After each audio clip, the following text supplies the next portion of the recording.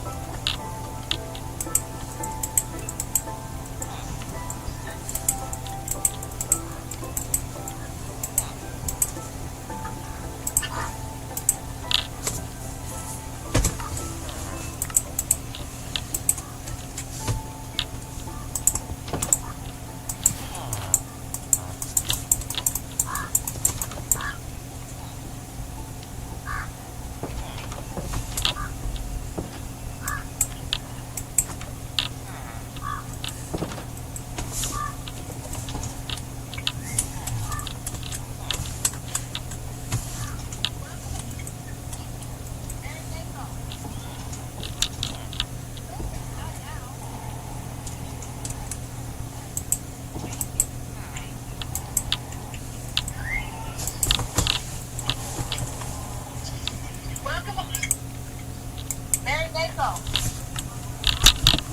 Later, not now. Thank you. Thank you.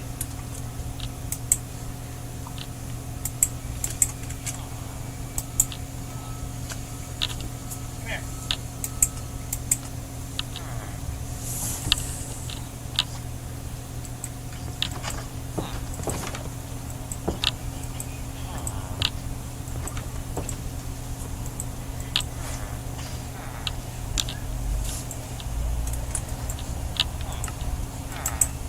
Hold on.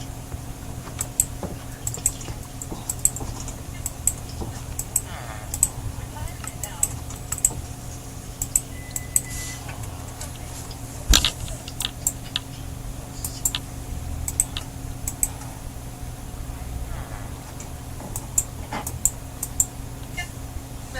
In retirement now. She's okay.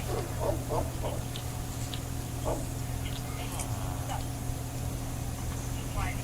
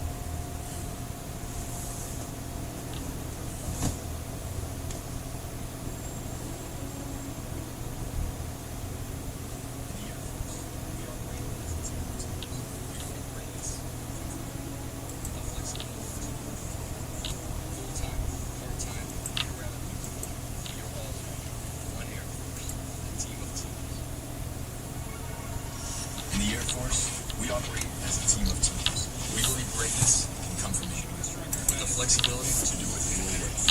Full-time, part-time, in or out of uniform. We are all airmen. One Air Force. A team of teams.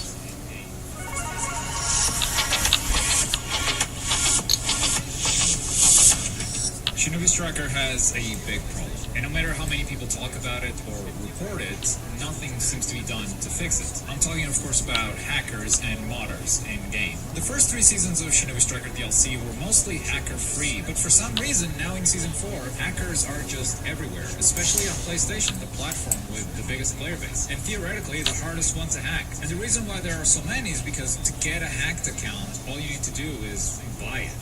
They're everywhere on YouTube. Literally, just search for Shinobi Striker free mod, and you can find all these videos that are not only showcasing the mods themselves, you look in the description and they all got links where you can just buy these mods. So you could literally know nothing about modding. As long as you have money, you can just buy one of these save files. All hackers you see in game are just people with way too much money for their own good. They looked at their income and said, what could I do with this spare money? I know, I'm gonna buy a modded save for Naruto Shinobi Striker out of all the games. And it's purely for griefing or for some power fantasy, because these same mods, they can unlock every item that you can get in Ninja World League. So it's not even to grind ranked, it's just to grief players. And it's pretty funny because most of the modders that we find online are not that good at the game. I've got so many clips and reports of people who are playing against modders and they either win or they get some pretty close calls. I find that hilarious. But yeah, these people, they're just the customers. They have no idea how to mod or hack the game. The real problem is the people who are selling them. And I think enough people have been complaining about this issue for months that it's honestly surprising to see no action taken against this. Especially since it's not only hurting the game's reputation, it's also hurting their wallet. Because mods like this literally unlock everything that you can get with Moonlight Scrolls and such. And on top of that, the modders themselves are making thousands of dollars selling these exploits. In this video, however, I didn't want to just highlight the problem and tell you where it's coming from. I also wanted to provide some solutions. Solutions that have actually been pitched to Bandai Namco. But the poor PR person that heard them gave the most PR answer possible and just shoved the issue away. And that's why, inspired by Afro Senju's #FixStorm4, I'd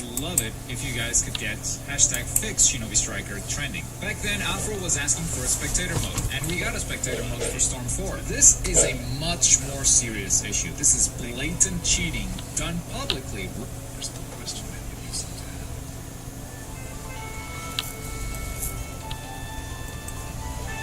Oh, and you're coming. Ah, hey, it's been a while. It must have been out for a week now. I want to thank you all for playing. However, there's one question many of you seem to have.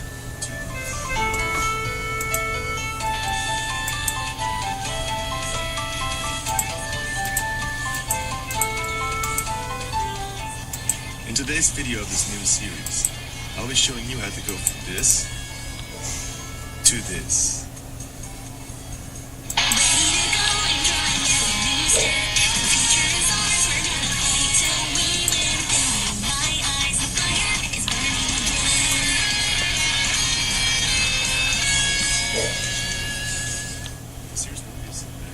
Whoa, 500 subscribers. Let's throw some wood on the fire so my visitors won't freeze to death. Alright, let's begin. This is a new series called the Data Book series. The series won't be as cinematic as the last one, but will instead focus on going in-depth on how to obtain certain jutsu and what those jutsu lines do. Today we'll start episode 1 off strong with probably the most requested one, the Sharingan. So right here we have a chakra nature paper and an undefined DNA containing the DNA of the Sharingan, so actually it's not even undefined anymore. I'll take both of them right now. A question a lot of people have is, if I implant the Sharingan through DNA, will I still be able to get the Mangekyo Sharingan? The answer to that is yes. If you implant the Sharingan, you can unlock all the same abilities as someone who's born with it. There is, however, one difference. Someone who has implanted their Sharingan instead of being born with it will experience more chakra drain to keep the dojutsu active. I'll now use the chakra nature paper. So, we're born into the Uchiha clan, and as an Uchiha, you have natural affinity with fire release. Okay, so this is the message a lot of people who are born into the Uchiha clan will get. So, when we look at our skill learner, it says Learn Sharingan Genjutsu Pros. However, whenever we try to use it, it says you have not unlocked the Sharingan yet. The reason for this is that, just like in the series, you don't get born with the powers active. They only happen after a while in the series. It's because you go through a traumatic experience. So in this game, you have to play the game and just live like a shinobi, and after a while, you'll eventually unlock the Sharingan. In the previous version, it took a bit too long, and it still takes a while because it's supposed to take a while. But I lowered the timer with 15% for the new update, to which the link is in the description. So right now, I'll just start unlocking it. See you in a bit.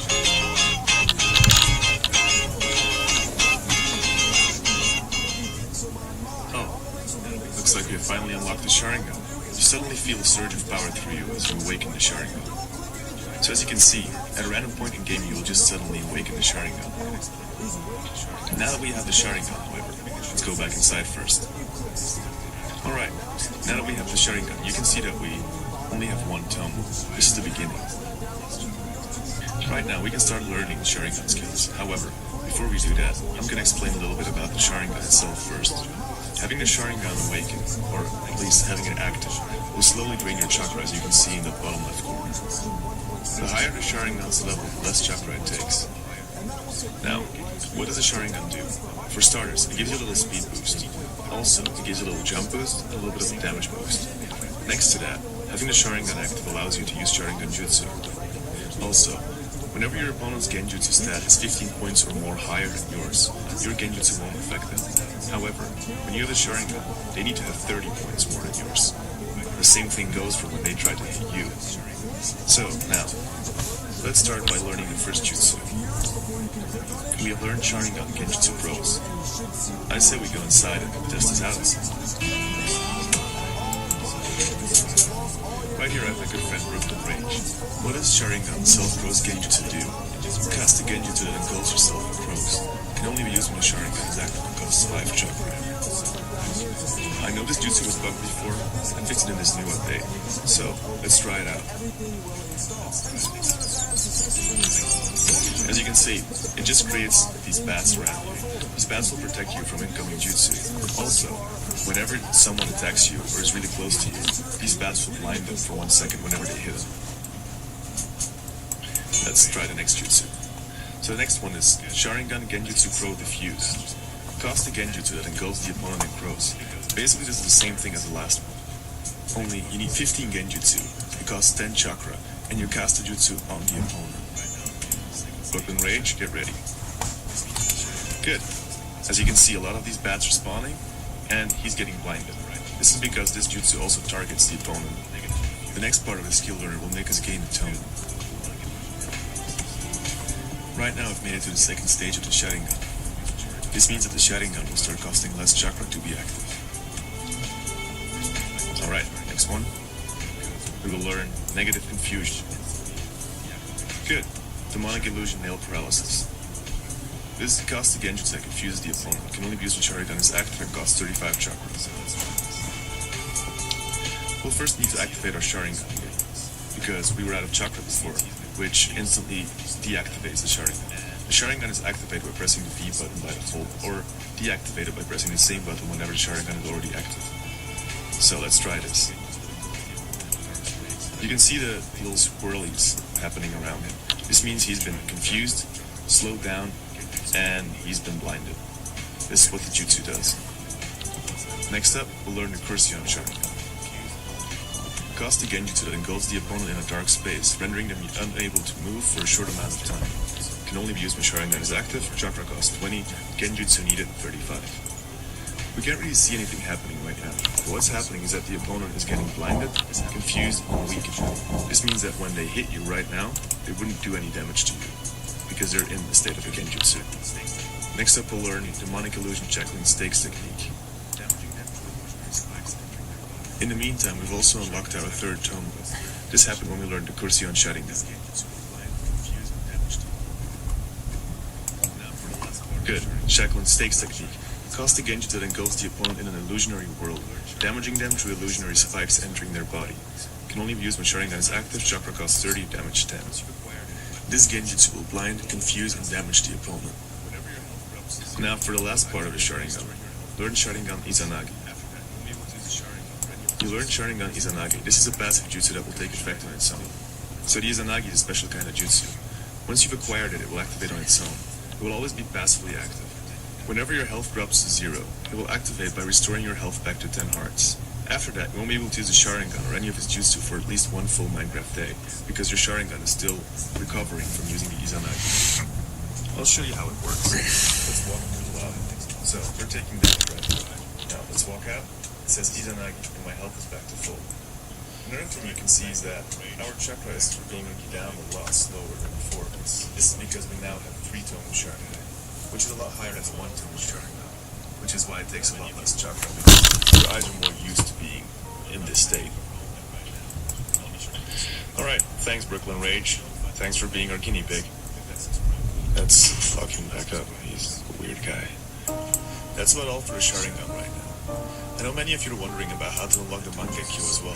I don't have enough time to cover all that right now, but I'll be sure to do so in the next video. If you want to be notified the moment that video hits, click that subscribe button. Speaking of subscribers, we hit the Sharingan. The dojutsu is so rare.